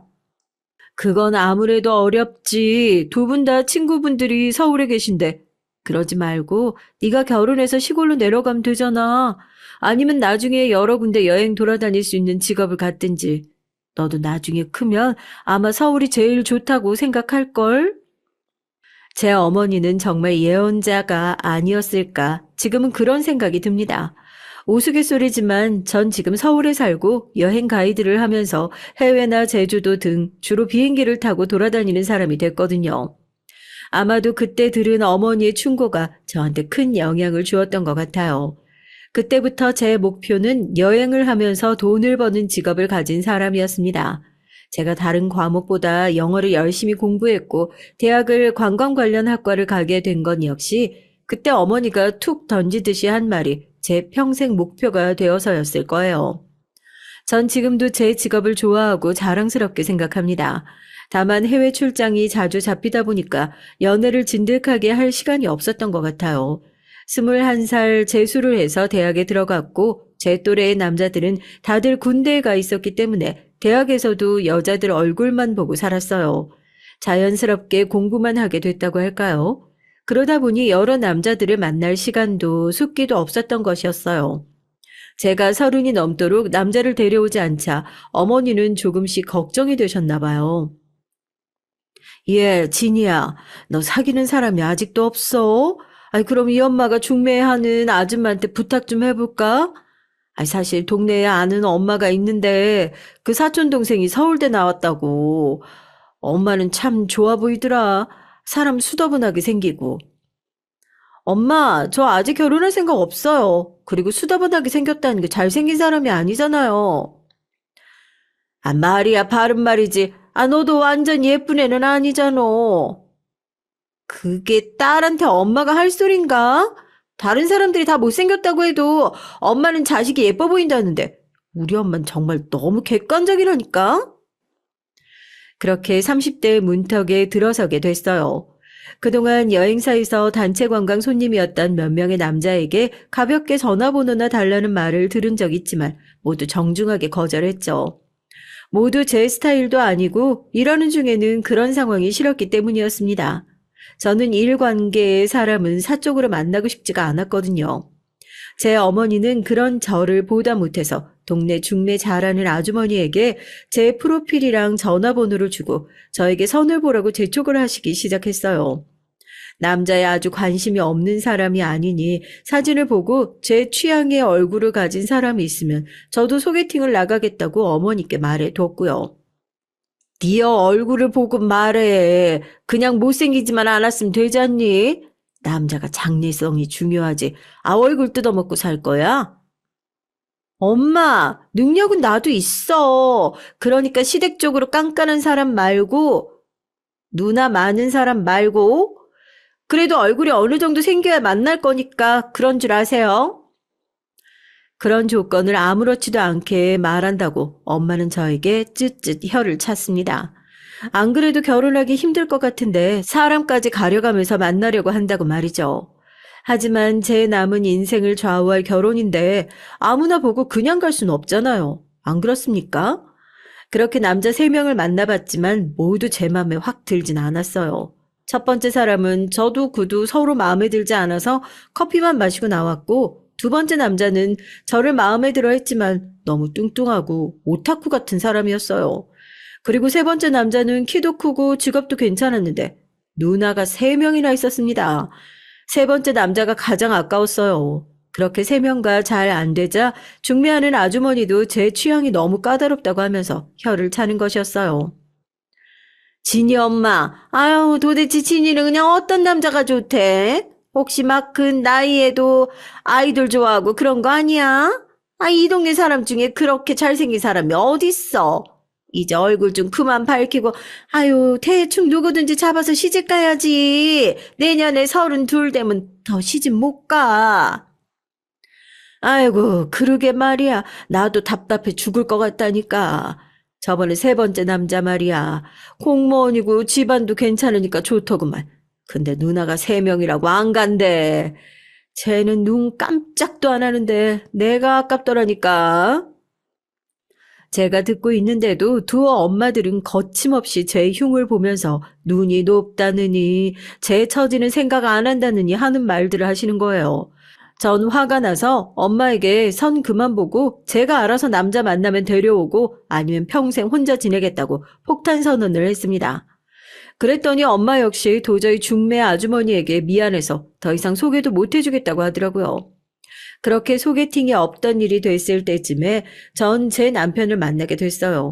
남편은 우리 여행사를 광고해주는 광고 대행사에 다니는 사람이었죠. 처음엔 순수하게 일만 생각했고 3개월 동안 일관계로 만나는 저도 남편도 그저 업무 파트너일 뿐이었습니다. 그러다가 식성도 영화 취향도 둘이 거의 똑같다는 것을 안 후로는 전 남편에게 급속도로 호감이 생겼어요. 제가 키가 170cm인데 남편은 175cm로 저와 그다지 차이가 안 났죠. 이제까지 제 키가 크니까 저는 키 큰 남자를 만나야 옆에 걸을 때 조금이라도 제가 귀여워 보이겠다 생각했거든요. 그래서 이상형은 무조건 180cm 이상이었는데 사랑에 빠지니까 그런 것도 눈에 들어오지 않더라고요. 어느 날 전 일 끝나고 같이 술을 마시면서 은근하게 남편을 떠봤습니다. 저기 뭐 하나만 물어볼 게 있는데 솔직하게 대답해 줄래요? 뭔데요? 어려운 질문만 아니면 다 대답할 수 있죠. 키 크고 머리 짧은 여자 어떻게 생각해요? 남편은 저를 훑어보면서 눈을 크게 떴습니다. 제가 그 키 크고 머리 짧은 여자라는 건 누가 봐도 알 수 있었거든요. 남편은 입꼬리를 올리면서 웃더니 저에게 오히려 되물었습니다. 그럼 보통 키에 호리호리한 남자 좋아해요? 좋아하면 나도 대답할게요. 네? 좋아하는 것 같은데 그쪽은 어떻게 생각해요? 나도 지니 씨 좋아요. 우리 사귀어볼래요? 남편의 첫 마디에 감격한 저는 고개를 끄덕였습니다. 어떻게 될지 모르니 당분간 엄마에겐 비밀로 하기로 했는데요. 저도 해가 바뀌면 32이고 남편도 35이 되는 형편이라 저희들은 그다지 길게 연애를 할 시간이 없었어요. 결국 사귄 지 6개월도 안 돼서 우리는 서로의 어머니들에게 인사를 가기로 약속을 했죠. 그동안 남편에게 단점 같은 건 안 보였기 때문에 전 아주 마음을 푹 놓았는지도 모르겠습니다. 앞으로도 살면서 그 남자의 단점 같은 건 안 보일 거라고 굳게 믿은 모양이에요. 제 어머니는 남편을 무척 마음에 들어 했습니다. 얼굴도 그 옛날 시트콤에 나온 남자 배우처럼 잘생겼고 넉살도 좋은 것이 어른들 비위도 잘 맞추는 능력이 있었거든요. 광고회사에서 영업직으로 일을 하는 남편이었으니 어머니 마음에 안 들 수가 없었죠. 진이야, 너 진짜 눈 하나는 높다. 그동안 이 남자 데려오려고 이 엄마 속을 썩인 거면 인정. 난 무조건 마음에 든다. 예, 올해 내로 결혼하자. 엄마, 아직 그 사람 어머니한테 나 인사도 안 갔어. 그런데 어떡하지?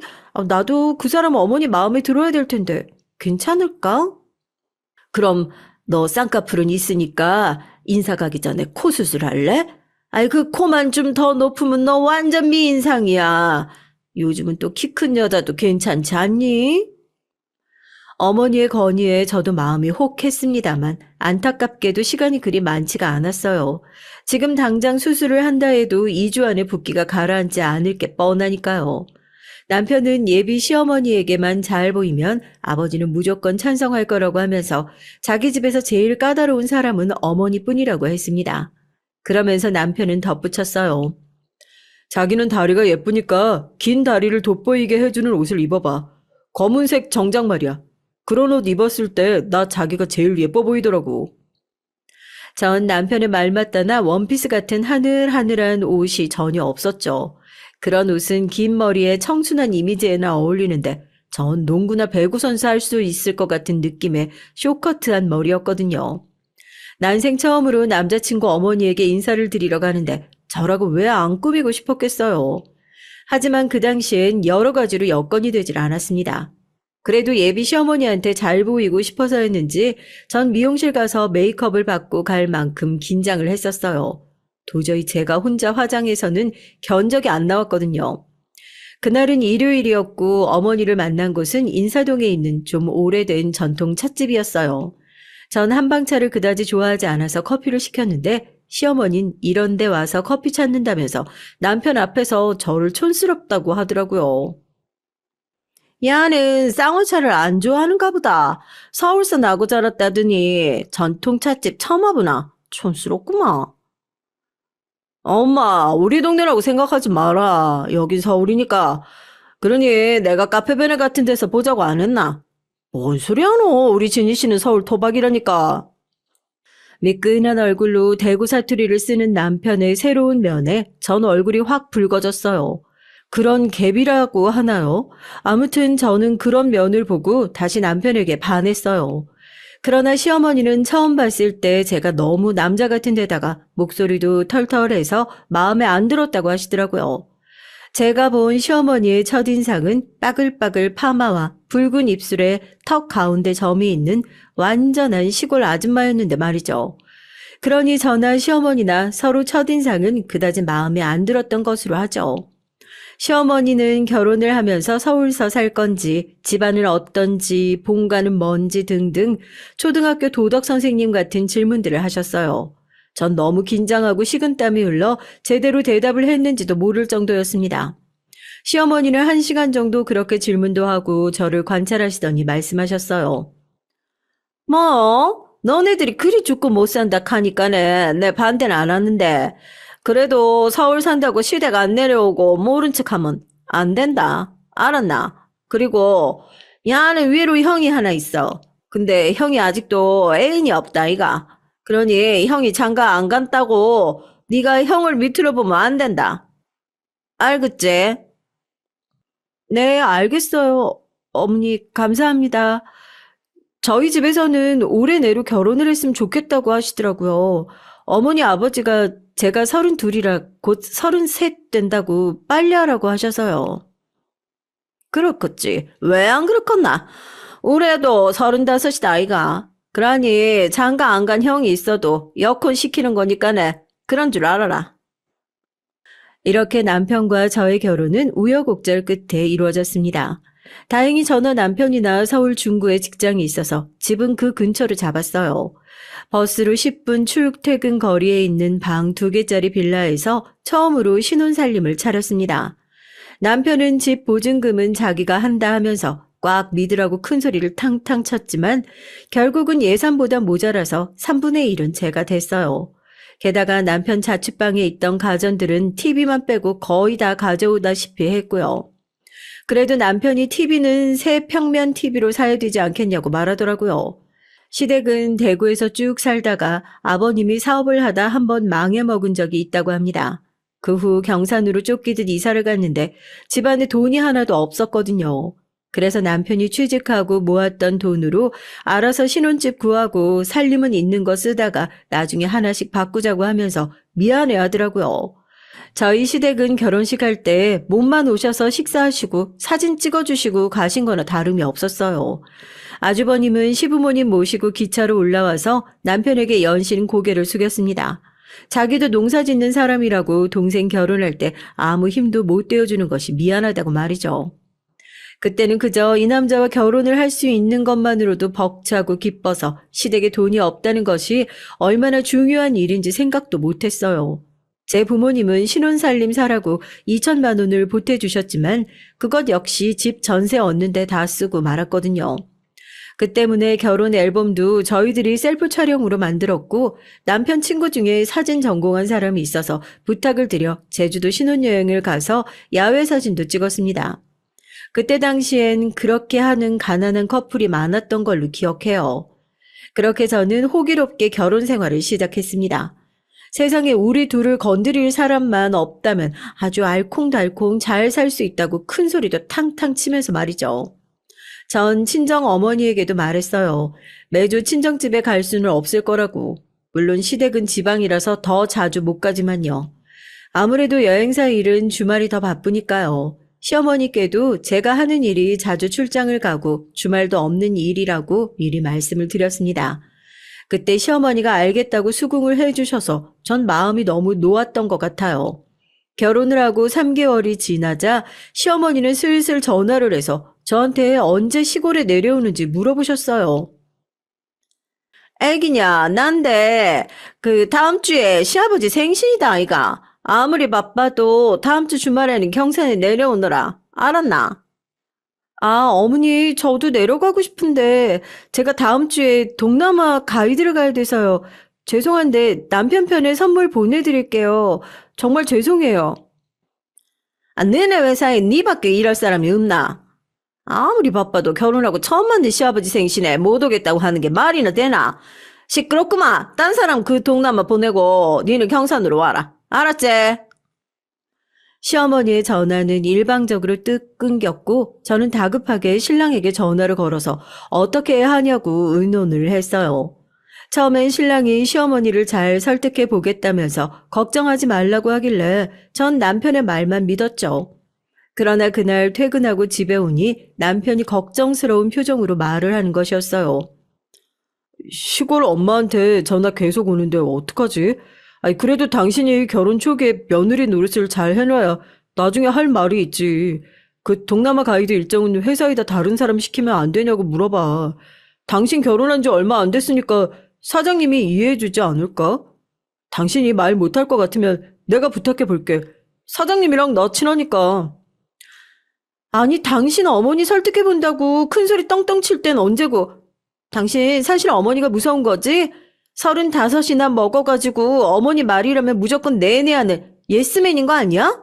나 당신 이제까지 너무 좋기만 했는데 좀 실망이다. 남편은 제 말이 안 입곱게 생각했는지 주먹을 쥐고 입술을 악물었지만 아무 대답도 할 수가 없었나 봐요. 그 말이 전곡을 찌른 거나 마찬가지였을 테니까요. 전 도저히 사장님께 말을 못하고 끙끙 앓고 있었는데 언제 만났는지 사장님이 제 남편이 부탁을 하더라고 하면서 동남아 가이드 일정을 빼주더라고요. 그러면서 사장님은 싸늘하게 덧붙여 말했습니다. 진희 씨, 내가 신혼 3개월 차에 시부모님에게 효도 좀 해야 한다며 자기네 남편이 하도 부탁을 해서 이번만 미쓰리한테 자기 대신 동남아 가라고 하는 거야. 다음에 이런 일 없었으면 좋겠어. 효도도 좋지만 사회생활이 먼저 아니겠어? 결국에 전 사장님에게 미안해서 죽을 것 같은 역적이 되고 가고 싶지 않은 시댁에 가게 됐습니다. 그날 가이드 일정이 없었다면 저도 아버님 생신 마음 편하게 가서 시키는 대로 음식도 하고 인사도 드리고 효도하고 오는데 아무런 반감도 없었을 테지만 결과적으로 어머니는 제 직장 생활을 무시하신 거나 마찬가지였어요. 거기다 남편은 불을 붙인 꼴이었고요. 시아버지의 생신 전날 전 결혼하고 2번째로 시댁에 갔습니다. 저희 시댁은 시골에 있는 집이라서 그때 당시만 해도 화장실이 집 바깥에 있었거든요. 겨울에는 추워서 화장실에 가고 싶지 않을 정도였어요. 전 시댁에 가보고 나서 시골집에 대한 낭만이 싹 사라져버렸습니다. 너무 불편하고 좁고 여름엔 덥고 겨울엔 추운 시골집은 도저히 계속 살 수 있는 곳이 못 됐죠. 전 그런 시댁에서 며칠씩 자고 싶은 마음이 더더욱 없었습니다. 하지만 저만 빼고 시댁 사람들은 누구나 그 집에 아무런 불평불만이 없었던 것 같아요. 남편은 하루 더 자고 가면 안 되겠냐, 내일이 월요일만 아니면 정말 계속 있고 싶다고 말하면서 옆에서 보는 저를 불안하게 만들었어요. 나는 우리 엄마 밥이 세상에서 제일로 맛있다. 세상 어디 음식을 먹어봐도 우리 엄마 반찬만 못하다 아이가. 아이고, 그렇나. 하모, 이 엄마가 손맛이 좀 있기는 하지. 안 그렇나? 애기, 니도 맛있나? 아, 네, 맛있어요. 어머니 음식 솜씨 좋으시네요. 맛이 없진 않았지만 눈에 확 띄게 맛있는 솜씨도 아니었습니다.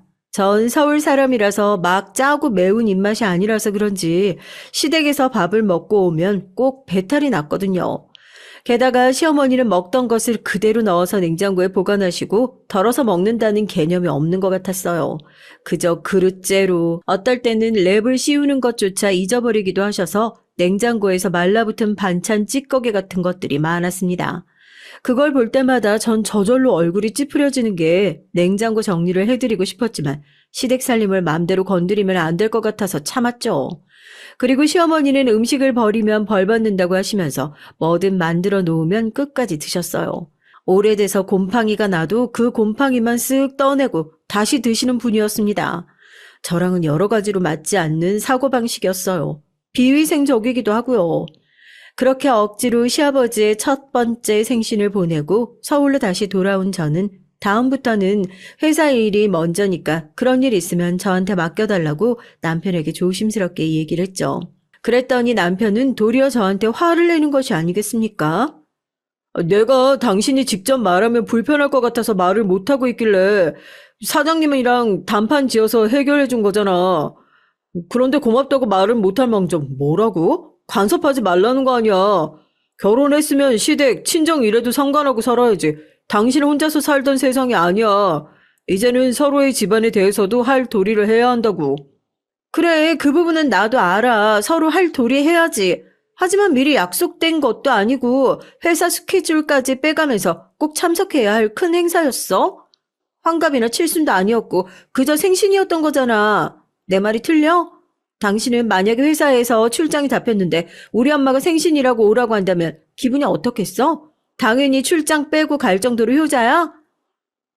당연하지. 난 장모님도 부모님이니까 그렇게 했을 거야. 당신은 그렇게 안 했을 거라는 거 아니야. 와, 당신 정말 냉정한 사람이구나.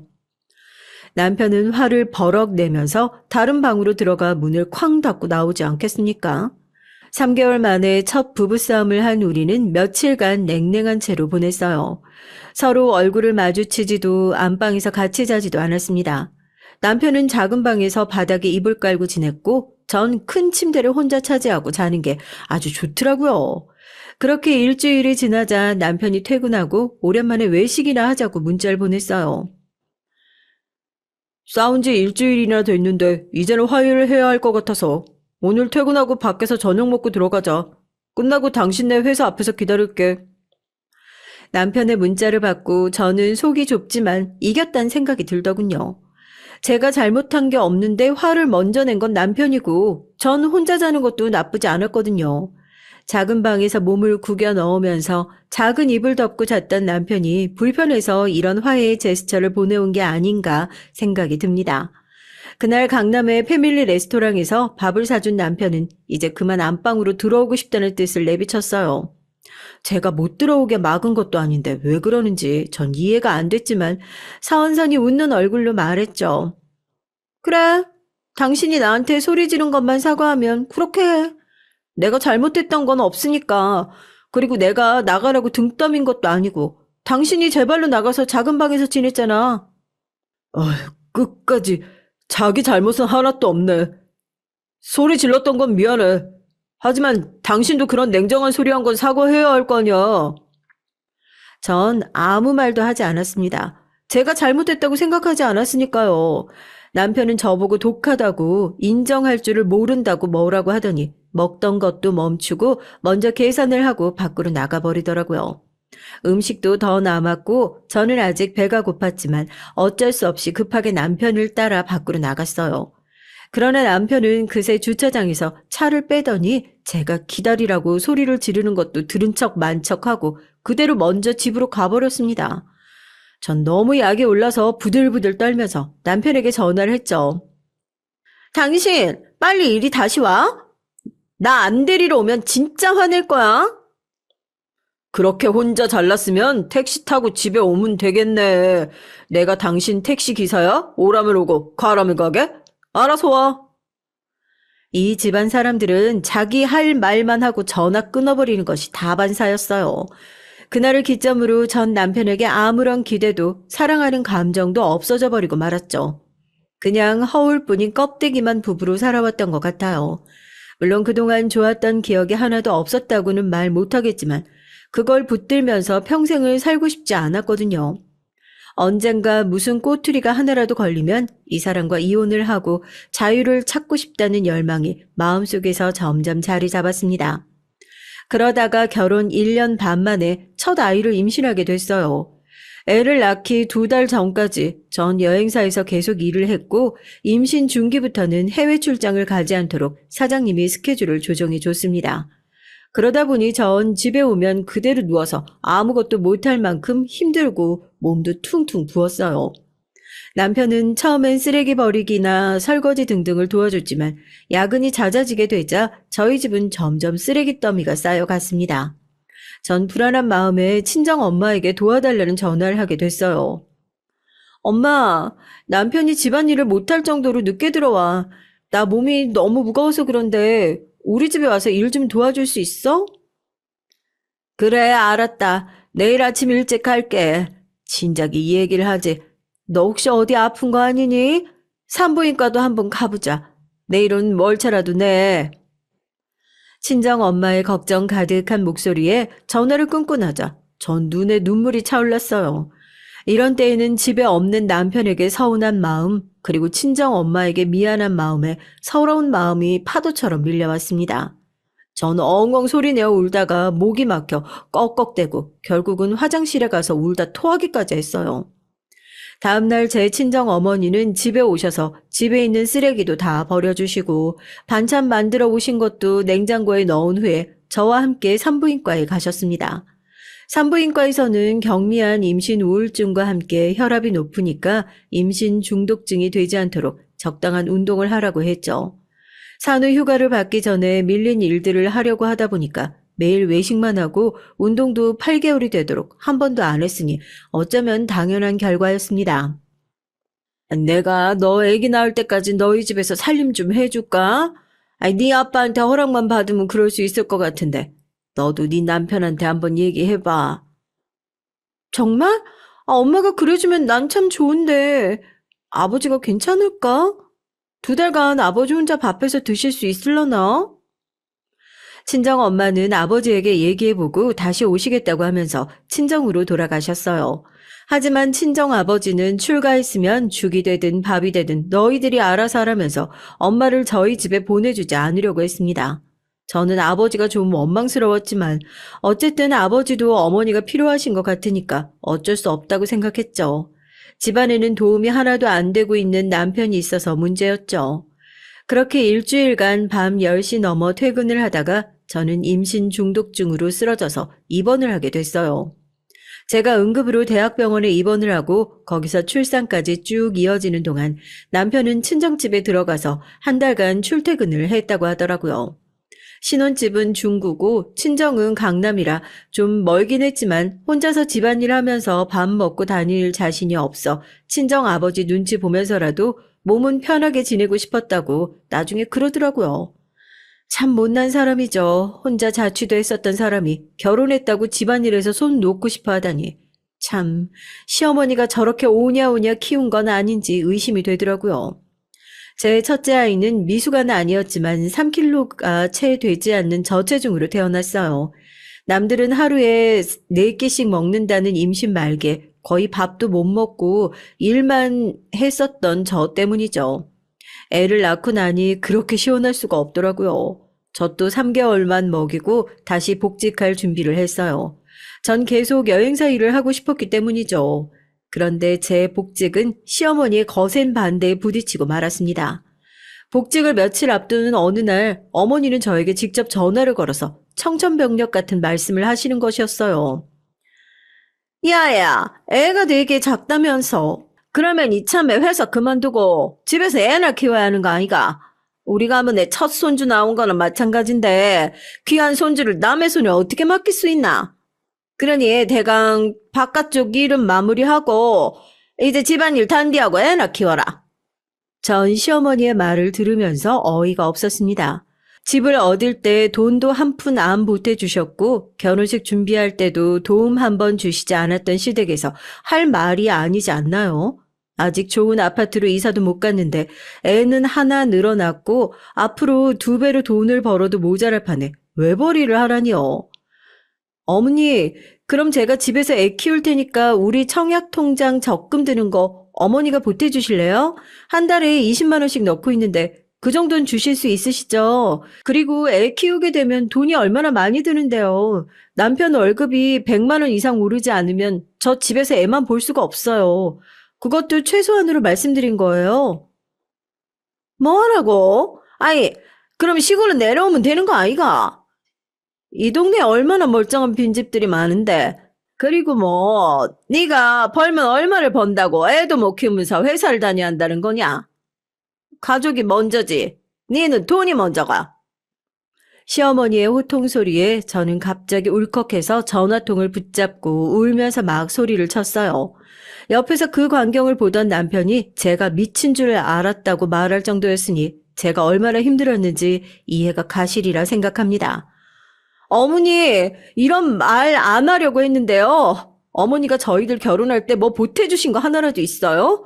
시댁에 돈이 없다고 남편이 미안하다고 할 때도 저 불평 한마디 안 했어요. 다른 친구들은 시댁에서 집을 해줬다, 전세금을 보태줬다는 얘기 들을 때마다 제가 얼마나 속상했는지 아시냐고요. 전 가정 가구 사라고 엄마가 준 돈도 다 전세금에 보탰었다고요. 그걸 알기나 하세요? 뭐라고? 네가 계속 그걸 마음에 담아두고 있었구나. 네, 처음부터 말했다 아이가. 우리는 애들한테 물려줄 재산이 없다고. 그리고 다 컸으면 니들이 알아서 결혼해서 사는 게 맞다고 생각한다. 앞으로도 내한테 도와달라 전화하지 마라. 알겠나? 저는 매정한 시어머니와의 전화통화를 끝으로 다시는 제가 먼저 연락을 하지 않았어요. 그리고 친정에 매일 아침 제 아기를 맡기고 여행사에 다시 복직을 했습니다. 친정 어머니는 시어머니한테 뭘 그렇게 기대를 했냐고 하면서 엄만 처음부터 그런 사람 아닌 거 눈에 보였다고 하더라고요. 내가 애기 봐줄 테니까 일 계속해. 엄마는 네가 육아 때문에 경력 단절 되는 꼴 못 봐.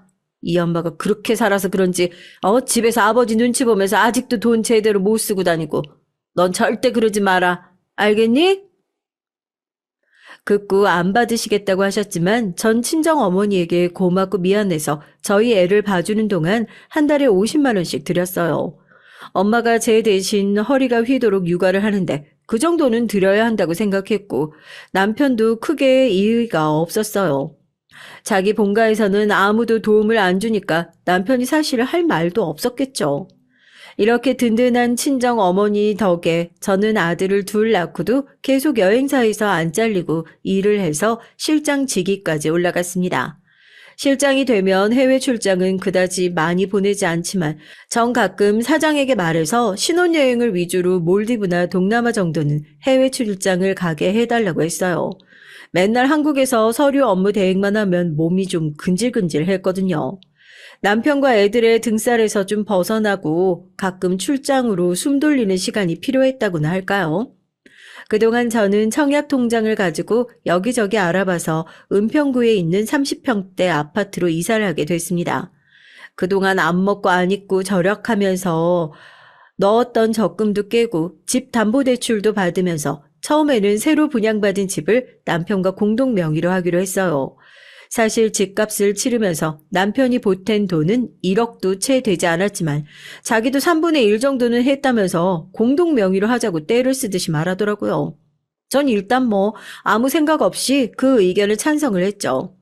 그때는 남편과 헤어질 거라고 생각도 하지 않았고 남편이 저 몰래 집을 담보로 사고 칠 줄도 몰랐으니까요. 그러나 제가 남편을 공동 명의에서 빼고 제 집을 온전히 제 소유로 해야만 했던 기막힌 사건이 일어나고 말았죠. 세상에 남편이 저 몰래 코인에 투자를 했는데 그때 집을 담보로 돈을 빌려서 투자를 했던 것이었습니다. 그런데 은행에서 집이 저와 공동 명의로 되어 있으니까 처음엔 대출을 거절을 했고 남편이 그 이유를 물어보니 저와 함께 와야 한다고 했대요. 그래서 남편은 남편 회사에 저랑 나이와 이름이 같은 진이라는 직원의 도움을 받아서 몰래 대출을 받을 수 있었다고 하더라고요. 나중에 알게 된 일이지만 전 그 말 듣고 너무 화가 났어요. 여러분은 이런 큰 사고를 친 남편과 같이 살 수 있으시겠어요? 제 남편은 저한테 그 사실을 들키니 정신없이 손을 모아 싹싹 빌었습니다. 여보, 미안해. 하지만 나도 돈이 더 벌어보고 싶어서 그랬던 거지. 내가 그 코인 망할 줄 어떻게 알았겠어. 제발 화 풀고 나 좀 용서해줘. 어? 나 당신이랑 이혼 못해. 우리 두 아들을 생각해서라도 나 좀 용서해주라. 응? 참, 도저히 이해가 안 된다. 돈을 불리려고 했대도 어떻게 나한테 한마디 상의도 없이 혼자 사고를 쳐? 만약에 흑자가 돼서 벌었으면 나한테 말이나 했겠어? 자기 멋대로 쓰고 싶었을 거 아니야. 안 되겠어. 당장 이용장 쓰던지 이 집 당신 명의 빼고 내 소유로 해야겠어. 앞으로 같이 사는데 또 이렇게 크게 사고치게 놔둘 순 없잖아. 결국 남편은 제가 하자는 대로 다 해주고 겨우 이혼 소송을 면할 수 있었습니다. 그것은 각자 번 돈을 생활비 통장에 넣던 방식을 바꾸고 남편의 월급도 제가 전부 관리하고 한 달에 70만 원의 용돈만 받는 것으로 합의를 했어요. 남편이 잘못한 걸 어쩌겠어요? 남편이 사고친 돈은 5천만 원이었고 그 돈을 다 갚기까지 월급 중 일정 부분을 차압당해야만 했습니다. 그렇게 3년이 흘렀죠. 그동안 남편은 빚졌던 돈의 반 정도는 갚은 상황이었고요. 애들도 10살, 8살이 되어 육아에서도 어느 정도 자유로워지고 겉으로는 평온해 보이는 나날이었습니다. 하지만 제가 놀라고 당황해야 할 마지막 사건이 남아 있었어요. 지금도 생각하면 치가 떨리는 일입니다. 그날은 제가 오랜만에 필리핀으로 해외 출장을 마치고 집으로 돌아온 날이었죠. 오후 8시 비행기로 한국에 들어와서 공항 택시를 타고 지친 몸으로 집에 돌아온 전 뜻밖의 인물이 제 집안에 들어와 있는 걸 보고 경악을 했어요. 그녀는 방 안을 떡하니 차지하고 제 남편과 함께 술을 마시면서 웃고 있다가 저를 보더니 말했습니다. 아, 애미, 니 왔나? 너 출장 가기 전에 나 이혼하고 집 나왔다. 그래서 갈 데 없어서 이리 왔다, 아이가. 내 여기서 좀 살려고 왔으니까 안방은 나한테 주고 니는 애들 방 가서 자거라. 네, 여러분들이 짐작하시는 대로 그 불청객은 바로 저의 시어머니였습니다. 며칠 계시다 갈 것도 아니고 아예 눌러 산다고 하는 말을 듣고 나니 전 어지러워서 잠깐 비틀거릴 수밖에 없었어요. 안 그래도 피곤해 죽겠는데 이런 어이없는 말을 들으니 정신이 하나도 없더라고요. 전 시어머니 옆에서 웃고 있는 남편에게 손짓을 해서 방 밖으로 불러내 도대체 어떻게 된 일이냐고 따졌습니다. 아니, 어머니가 이혼하셨다고 해서 우리 집으로 오라고 하면 어떡해? 그리고 어머니 이혼한 게 맞긴 맞아? 그러면 어머니 말 안 믿어. 자식 새끼가 돼서 이혼하시고 갈 데 없다는 어머니를 어떻게 해. 쫓아내. 당연히 오시라고 해야지. 나랑 우리 애들 불편할 건 생각도 못해? 당신이야 시어머니 불쌍하겠지. 하지만 난 이런 일이 전혀 놀랍지도 않아. 어머니 성격에 아버지한테 매일 얼마나 닥달하고 괴롭히고 했겠어. 그러니까 어머니가 이혼을 당하신 거 아니야? 당신은 시어머니랑 성격이 꼭 닮아서 서로를 몰라. 뭐라고? 이게 말이면 단줄 하나. 어디 시어머니 앞에서 미친년처럼 소리를 질러. 남편은 제가 소리를 바락바락 지르면서 대들자 참지 못하고 제 뺨을 때렸습니다. 제 눈앞에서 불이 번쩍 하더라고요. 부부가 싸우는 소리에 저희 애들이 둘 다 달려나와 큰애는 아버지 다리를 붙잡고 둘째는 제 다리를 잡으면서 소리를 지르기 시작했어요. 엄마, 빨리 도망가. 아빠, 엄마 때리지 마. 엄마 아파? 아빠 왜 엄마를 때려? 사과해. 사과 안 하면 경찰 아저씨 부른다. 애들이 둘 다 제 편을 들자 남편은 더 화가 나서 애들을 흔들어 다리에서 떨어뜨리고는 저를 돌려세워 아예 멱살을 잡았어요. 애들이 주저앉아 엉엉 울기 시작하자 시어머니는 그제야 안방에서 나와 저한테 소리를 지르더라고요. 니는 이 노인네 불쌍하지도 않나? 내 밤중에 어디로 가라고 이 집안에서 난리고 어디서 못 빼먹은 티를 내갖고 이 집은 우리 아들끼다. 그러니 나가라면 네가 나가라. 애들도 시끄러워서 꼴도 보기도 싫다. 다 데리고 나가라. 이 집에 왜 당신 아들 거야? 이 집 명의 내 거니까 나가려면 당신들 모자나 나가. 당신 아들이 나 몰래 코인 투자해서 우리 집 말 안 먹을 뻔했던 거 알아? 저 인간이 말 안 했지? 그리고 이 집 처음부터 저 인간 혼자 명의도 아니었어. 공동 명의였다가 저 인간이 빚을 5천만 원이나 져서 뺏긴 거지. 이제는 이혼밖에 답이 없어. 뭐라고? 그게 정말이가? 아들, 네가 대답 좀 해봐라. 시어머니는 눈이 휘둥그레져서 제 남편에게 삿대질을 하면서 화를 냈습니다. 당연히 남편은 입이 있어도 말을 못했고요. 시어머니는 제자리에 풀썩 주저앉아서 울기 시작했습니다. 아이고, 남편도 잃고 아들밖에 비빌 데가 없어서 왔더니 아들 새끼도 병신이었네. 어찌 이리 내팔자는 기구하노. 다 알았으면 당신 이제 내 시어머니도 아니니까 당장 당신 아들 데리고 이 집에서 나가. 둘 다 꼴도 보기 싫어. 제가 왜 아무 잘못도 없이 안방을 뺏기고 시어머니를 모시고 살아야 되나요? 시어머니도 남편도 저를 기만하고 몰래 사고치고 다닌 것을 생각하면 진작 헤어졌어야 하는데 지금이라도 헤어질 결심을 하고 나니까 속이 다 시원하더라고요. 전 그 다음 날부터 남편과 이혼을 하기 위해서 변호사와 상담을 시작했습니다. 시어머니는 당장 갈 데가 없으니 아이 얼굴에 철판을 깔고 제 집에서 먹고 자고 하는 대신 집안일을 조금씩 하셨어요. 아마도 이렇게 지내다 보면 제가 두 사람을 용서해 줄 거라고 안일하게 생각했겠죠. 그러나 전 그럴 생각이 없습니다. 전 매일 출근하기 전에 시어머니에게 오늘은 집을 나가시라고 말을 했어요. 그리고 퇴근하면 아무 말도 없이 애들을 데리고 안방에 들어가서 잠을 잤고요. 시어머니는 안방을 차지하고 싶었겠지만 2층 침대와 책상만으로도 좁아터진 애들 방에서 잘 수밖에 없었고요. 남편은 옷으로 가득 찬 방에서 자든지 거실 소파에 몸을 구기고 잠을 잤습니다. 그 두 사람은 돈도 없으니 어디 갈 데도 없었을 거예요. 그런 불편한 동거가 한 달이 지났습니다. 전 두 사람을 어떻게 제 인생에서 떼어낼까 생각을 하다가 결국 집을 팔면 된다는 결론에 도달했죠. 그래서 금매로 집을 내놓고 아이들과 함께 지낼 애들 학교 근처에 작은 아파트에 전세를 구했고요. 하루 월차를 내고 저는 최소한의 짐을 싸고 집안에 있던 가구들을 몽땅 리사이클 시티에 내놓았습니다. 그리고 전 애들과 함께 전셋집으로 이사를 왔어요. 그날 저녁 퇴근한 남편이 화가 잔뜩 난 목소리로 제게 전화를 했더군요. 이게 어떻게 된 거야? 왜 집에 가구가 다 나간 거야? 당신 정말 나랑 이혼이라도 할 참인 거야? 그렇게 미안하다고 했어도 용서해주지 않을 거야? 당신 정말 못된 인간이다. 내 인내심이 이미 다 바닥 났어. 그러니까 그 집 팔리기 전에 얼른 너네 엄마랑 이사가. 안 그러면 길바닥에 노숙해야 될걸? 집까지 내놨다는 소리를 들은 남편은 이제 더 이상 저에게 매달려봤자 소용이 없다는 것을 절실히 느꼈는지 욕을 바가지로 하면서 억지로 짐을 싸서 시어머니와 함께 호텔로 갔다고 해요. 그 아파트는 좋은 역세권에 있는 인기 매물이어서 금방 팔렸고요. 전 집한 돈을 그 두 사람에게 절대 내놓지 않을 생각이지만 남편은 그걸 어떻게 알았는지 집 살 때 자기가 보탰던 돈을 돌려주라고 소송을 건 상황입니다. 하지만 전 그동안 제가 받은 정신적인 피해를 들면서 그 돈을 주지 않을 생각이에요. 저는 몇 달 전 남편과의 이혼 소송에서 승소했습니다. 그리고 애들의 양육권을 가져오고 남편에게는 양육비를 한 달에 150만 원 받는 것으로 마무리를 했습니다.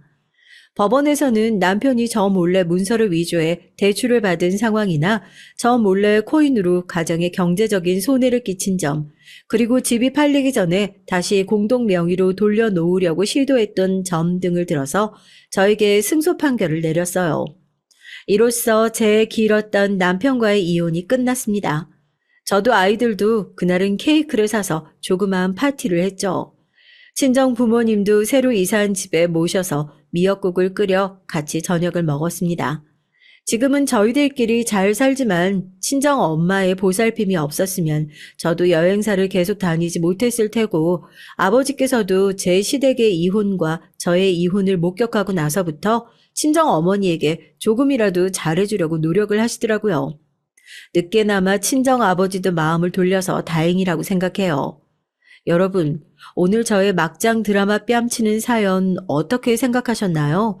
비록 시어머니와 남편 때문에 마음고생은 심하게 했지만 이제는 지긋지긋한 그 두 사람을 떼어냈고 애들과 조용하고 행복한 삶을 살아가려고 해요.